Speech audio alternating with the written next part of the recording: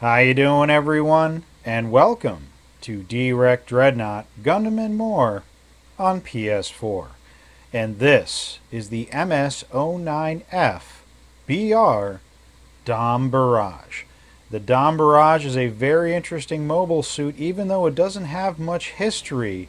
So this week on Gundam Sunday on Direct Dreadnought Gundam and More on PS4, we're going to look at why the Dom is so popular to have survived the 1 year war and get so many variants and be so effective against mobile suits that completely outclass it and have technology that is between 6 to 10, sometimes almost 20 years more advanced than this mobile suit. The Dom Barrage in the game is quite an interesting mobile suit. It is a 3-star rare mobile suit. You can get it in the marketplace, the level 1, but I have also gotten the level 3, so I play this mobile suit as my go-to support in the 400 and 500 point matches on ground. And to tell you the truth, it is very hit and miss with Mobile Suit Gundam Battle Operation 2 with me. Sometimes I have days where I just completely wreck the enemy and do very well. Other times I have trouble winning one match out of 3 or 5 matches, and it's quite sad and demoralizing and frustrating. And the game mechanics really do focus around, in the upper point levels, beam weaponry, and in the lower point levels, anything that can stun, which is usually a bazooka. And the main way to bring down mobile suits, especially for raids and for general types, is to do the stun lock with a beam weapon or a bazooka, and then do a melee combo afterwards, which is between 1 and 3 hits, and then when the enemy is on the ground, you try to get that 3rd or 4th hit in, and it's very, very devastating. In the low point range, I do very well using machine guns and being mid to back rank fighter. I really like that style from other games too. And I do use bazookas on certain mobile suits, especially in higher point space combat. But what I really like is range combos, and the Dom Barrage has range combos in spades. It has a means to stun an enemy, which is really good, and that is the beam attack from its chest mount. And it also has what the namesake of the mobile suit is in its skirt, a barrage of missiles. And this barrage, if you're facing off with a raid, you can stun it with your chest beam or deliver many, many rockets and hope that many of these missiles from the barrage will stun them. And it often does, and sometimes that will give you enough time to get another mobile suit on your team to come in and attack the raid, especially if they're a general that is doing well, a general type mobile suit, if they're protecting the supports, which rarely happens. There's many times in maps that everyone is just doing whatever they want to do, so it's very tough for supports to really get out there and do their thing. And maybe, I guess that's a good thing. The other problem with supports, of course, is that once a raid gets a hold of you, they just totally wreck you. Then again, raids, once they stun a general, can be quite fearsome as well, and I think that is kind of a flaw of the game. But raid's primary purpose is to take out supports before they can do much damage. But the main weapon of the Dom Barrage is this awesome Gatling gun, which is very reminiscent of the Goof flight type or the Goof custom. But what those mobile suits lack sometimes is stopping power, and the Dom Barrage can deliver quite an immense, long-lasting, just complete barrage of bullets from long range to mid range. And then if someone gets up close, you can stun them with the chest beam, and you can also stun them with the barrage missile launch. But the really interesting thing about the missile barrage is that if another mobile suit, let's say a raid or a general type, knocks an enemy down to the ground or staggers them, this missile barrage is absolutely devastating, especially to general mobile suits. And I don't know if there's an example of this in the 2 replays that I've shown you in this video, but I have had times where a raid will knock down a general in desperation, and while the general mobile suit was on the ground, I delivered a missile barrage by crouching and aiming and adding that 30% damage buff against general types, plus the 30% from zooming and crouching, and took a mobile suit from about 3/4 health down to 0 and killed him with one rocket barrage. So I really like this mobile suit for its ability to combo at range. A lot of range-based mobile suits don't have this option. Gun tanks, gun cannons, the Goof Custom, the Goof Flight type, even though it does have the Panzerfaust. Many mobile suits that are range fighters don't have this ability to combo, but the Dom Barrage does.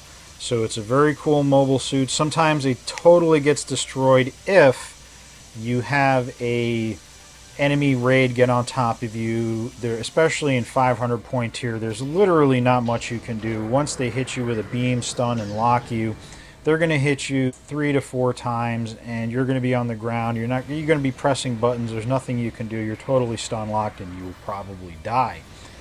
But there are other matches in which it does very well, and if I'm protected properly, I can just deliver unbelievable damage. There are times that my team has herded almost like cattle the enemy into a corridor, and I just let the bullets fly, doing lots of damage to everyone, then letting a barrage fly and doing tons of damage to downed mobile suits or mobile suits in clumps. And then when they close in on me, I stun them with the chest beam, and then other mobile suits capitalize, and if they knock them down, I deliver the missile barrage. And it's just a really fun mobile suit to play. It does have flaws, and it is easy to hit, but it has a nice amount of hit points, and it has the ability to stun, the ability to use ASL with the Gatling gun, and the ability to capitalize on downed mobile suits with its missile barrage. Let's look into the history of the Dom Barrage, and there really isn't much. It's very interesting that a mobile suit is so powerful in the game when it's really just kind of a one-off, and it doesn't have much history. The Dom Barrage was developed from the Don Fump after the 1-year war, and it was developed independently at Hell's Gate in response to both ground and space warfare. Large thrusters were of course added, and it had an incredibly armored skirt which had missiles added to it, and of course you see that huge drum on the back for ammunition for its Gatling gun. So this turned a Dom into a good support unit. It was based on the Dom Fump, which is a upgraded ground version of the Dom, which as I have covered before in other videos, another version of the Dom Fump is the Dom Tropen. So you see these Doms on Earth being upgraded and used and tinkered with so that they could survive better and they could deliver firepower with incredible speed. And of course this mobile suit is able to be used in space, something that the Fump and the Tropen could not. But you also see the Doge and many other mobile suits developing from the Dom and the Rick Dom line, and they survived the 1-year war and did terrible amounts of damage. And I would like to get into that because I think it's really interesting. This has to be one of the most iconic mobile suits of Zeon, and the fact that some of these models and variants survived well after the 1-year war is a real credit to Zeman, the designer for Zeon Inside 3 of this mobile suit. Well, the Dom first made its appearance when it was awarded to the Black Tri-Stars, and this was a totally different take on a mobile suit.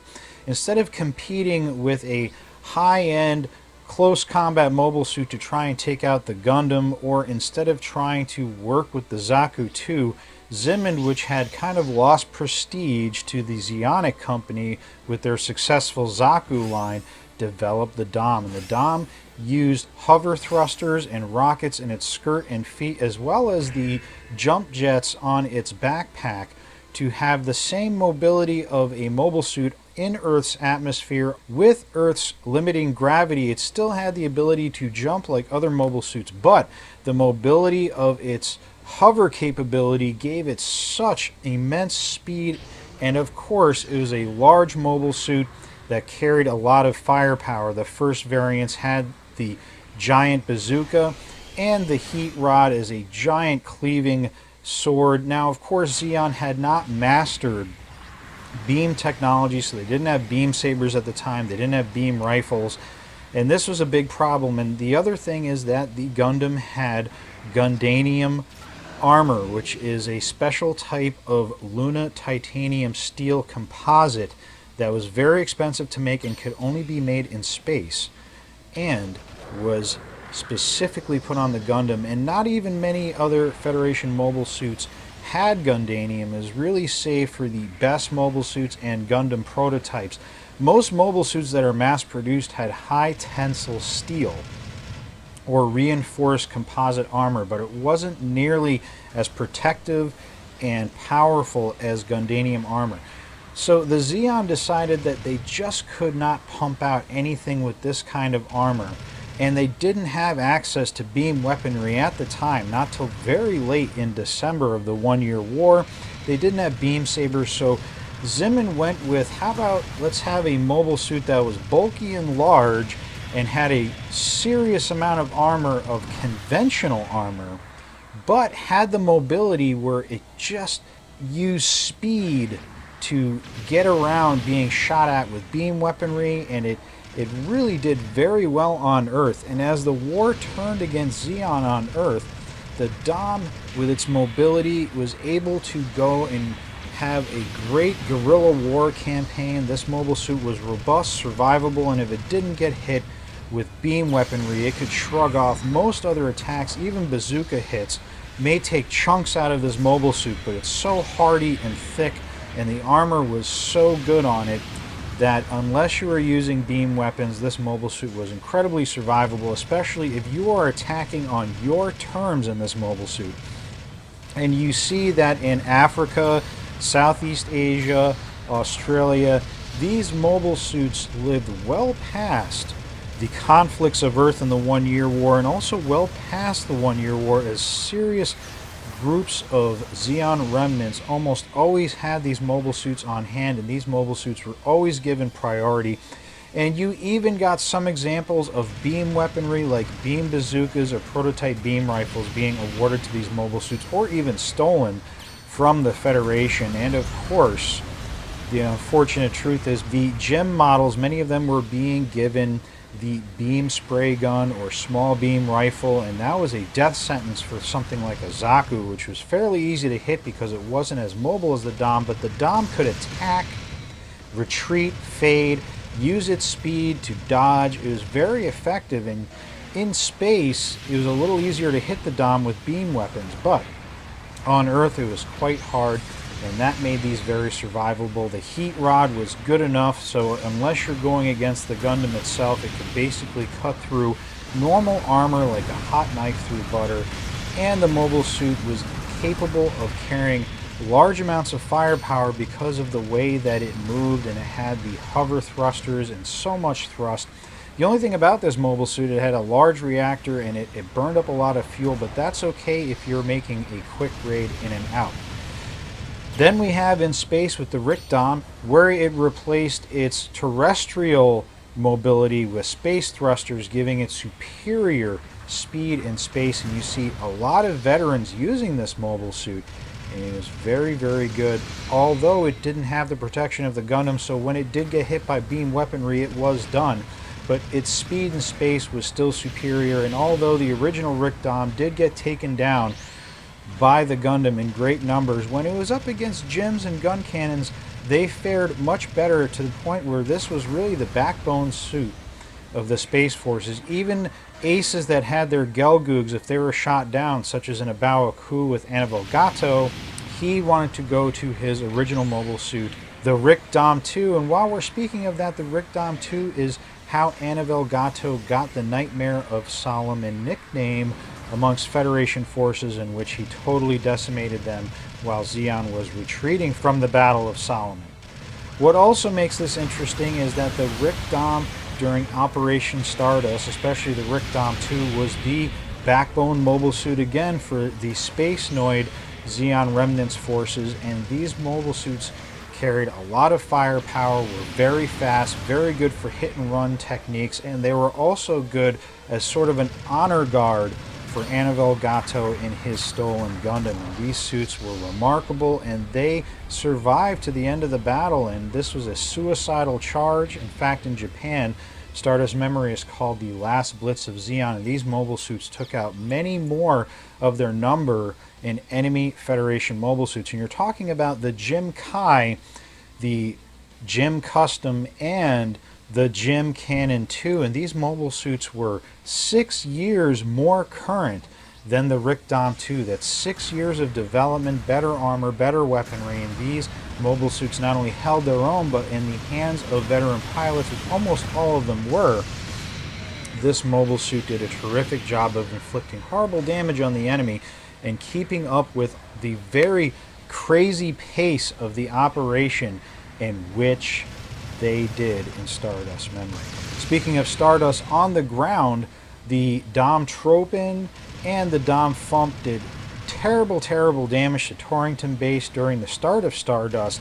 They took out the Jim Kais in the area, and of course the Powered Jim, which is like the top gun of mobile suits. This is a Jim with extra thrust and armor, and it was supposed to be a test bed for the new Gundam models coming out. So this was a top-of-the-line suit, and it was quite remarkable that the Dom Tropins, along with the Zamel mobile armor, did so much damage. I believe there's only 2 Dom Tropins and 1 Zamel, and they took out scores of enemy mobile suits and totally wrecked Torrington Base. And while we're talking about Torrington Base, during the events of Gundam Unicorn, you see Dowages, which are based on the Dom. They're another variant of the Dom, and of course the Dom Tropin and the Dom Fump attacking Torrington Base in 0096, which is 16 years after the events of the 1 Year War. So you're talking about the Dom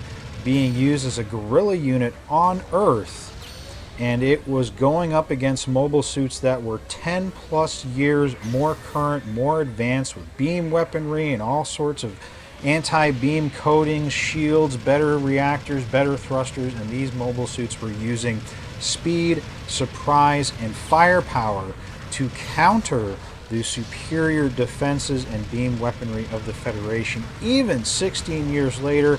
And also in the African theater with the Midnight Fenrir Corps and with the Diamond Mine Corps that was also in Operation Stardust, you see Dom Fumps and Dom Tropins performing very well, even though the events of Stardust Memory happened in 0083, so that's 3 to 6 years of development for Federation mobile suits, and the Dom mobile suit were handling themselves very well in keeping up with their better, more technologically advanced Federation counterparts. So the Dom Barrage is just another example of how the Dom, which was the backbone of the old Zeon army, was so versatile, fast, heavily armored unless it was against beam weapons, and heavily armed that with the spirit of Mobile Suit Gundam Battle Operation 2, with the spirit of Zeon, you can see how the glass cannon with superior firepower, speed, guerrilla tactics, hit and fade was a very robust and ingenious design, and the Dom Barrage is yet another example of the Dom being used effectively many years after its alleged expiration date. Well, that's it from me for now, and I'll see you soon in Sinley Bay.